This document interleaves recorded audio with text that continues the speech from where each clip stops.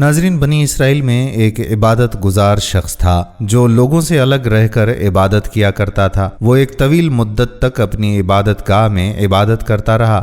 بادشاہ صبح شام اس کے پاس حاضر ہوتا اور اس سے حاجت وغیرہ پوچھتا تو وہ جواب میں کہتا کہ اللہ عز و جل میری حاجت کو زیادہ جانتا ہے۔ اللہ عز و جل نے اس کی عبادت گاہ پر انگور کی ایک بیل اگا دی جس پر روزانہ انگور لگتے۔ جب اس عابد کو پیاس لگتی تو وہ اپنے ہاتھ بڑھاتا تو اس سے پانی بہہ نکلتا، وہ اسے پی لیا کرتا تھا۔ کچھ عرصے کے بعد مغرب کے وقت ایک حسین و جمیل عورت اس عابد کے قریب سے گزری تو اسے پکارنے لگی، اے اللہ عز و جل کے بندے۔ عابد نے جواب میں لبیک کہا تو عورت نے پوچھا، کیا تجھے تیرا رب دیکھ رہا ہے؟ عابد نے کہا کہ میرا رب اللہ عز و جل ہے، وہ قہار ہے، یکتا ہے، حی القیوم ہے، دلوں کے بھید جانتا ہے اور قبروں میں مدفون لوگوں کو اٹھانے والا ہے۔ عورت نے کہا کہ شہر مجھ سے دور ہے، یعنی مجھے پناہ دے دو۔ عابد نے کہا کہ اوپر آ جاؤ۔ جب وہ عورت عبادت گاہ میں داخل ہوئی تو اپنے کپڑے اتار کر برہنہ ہو گئی اور عابد کو دعوت نظارہ پیش کرنے لگی۔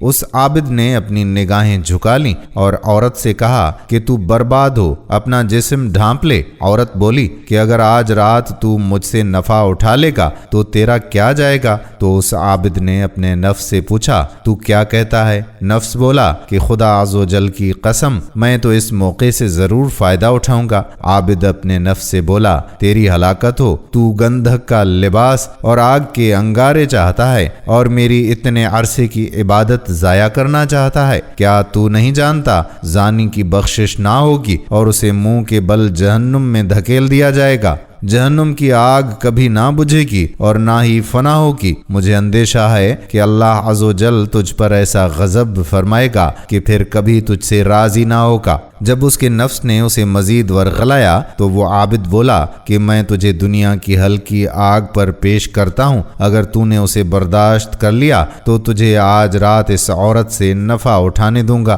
پھر اس نے چراغ میں تیل بھرا اور اس کی بتی کو بڑا کر دیا۔ وہ عورت بھی یہ سب باتیں سن رہی تھی اور عابد کا عمل دیکھ رہی تھی۔ پھر اس عابد نے اپنا ہاتھ بتی پر رکھا تو اس نے ہاتھ نہ جلایا تو وہ بتی سے بولا کہ کیا ہوا، جلاتی کیوں نہیں؟ تو آگ نے اس کا انگوٹھا جلا دیا، پھر اس کی انگلیاں اور پھر اس کا ہاتھ جلا ڈالا۔ اس پر عورت نے ایک زوردار چیخ ماری اور دنیا سے رخصت ہو گئی۔ اس عابد نے اسے اسی کے کپڑوں سے ڈھانپ دیا۔ جب صبح ہوئی تو ابلیس ملعون نے چیخ کر لوگوں سے کہا، اے لوگو، عابد نے فلاں شخص کی فلاں بیٹی سے زنا کر کے اسے قتل کر دیا ہے۔ تو بادشاہ اپنے لشکر اور رعایا کے ساتھ سوار ہو کر آیا۔ جب وہ اس عبادت خانے کے قریب پہنچا تو چلا کر عابد کو پکارا۔ عابد نے پکار کا جواب دیا تو بادشاہ نے پوچھا کہ فلاں کی بیٹی کہاں ہے؟ عابد نے کہا کہ وہ میرے پاس ہی ہے۔ بادشاہ بولا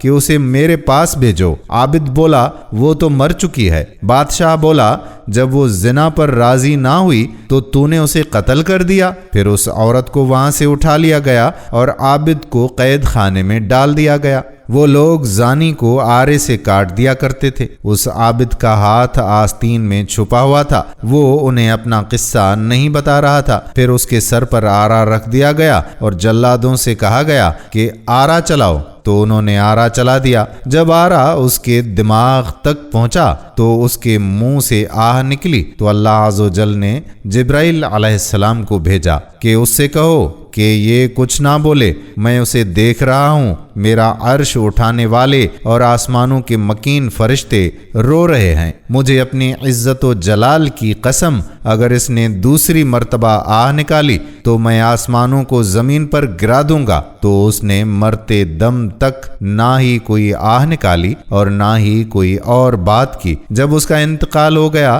تو اللہ عز و جل نے عورت کی روح واپس لوٹا دی تو وہ بولی کہ خدا عز و جل کی قسم، یہ مظلوم تھا، اس نے زنا نہیں کیا تھا، میں ابھی تک کنواری ہی ہوں۔ پھر اس نے لوگوں کو پورا واقعہ سنا دیا تو انہوں نے عابد کا ہاتھ دیکھا تو وہ عورت کے بیان کے مطابق جلا ہوا تھا۔ وہ لوگ بولے کہ اگر ہمیں معلوم ہوتا تو ہم ہرگز اسے نہ چیرتے۔ فرشتوں کو گواہ بنایا کہ میں نے فردوس کی حوریں تیرے نکاح میں دیں، اور میں اپنے فرما بردار اور ڈرنے والے بندوں سے ایسے ہی پیش آتا ہوں۔ اللہ عز و جل کی ان پر رحمت ہو اور ان کے صدقے ہماری مغفرت ہو، آمین۔ دوستو، ہم امید کرتے ہیں کہ ہماری آج کی یہ ویڈیو آپ کو ضرور پسند آئی ہوگی اور اپنے دوستوں کے ساتھ اسے شیئر بھی کریں گے۔ آنے والی ویڈیو تک اپنے میزبان قادر بخش کلہوڑو کو اجازت دیجیے۔ اللہ حافظ۔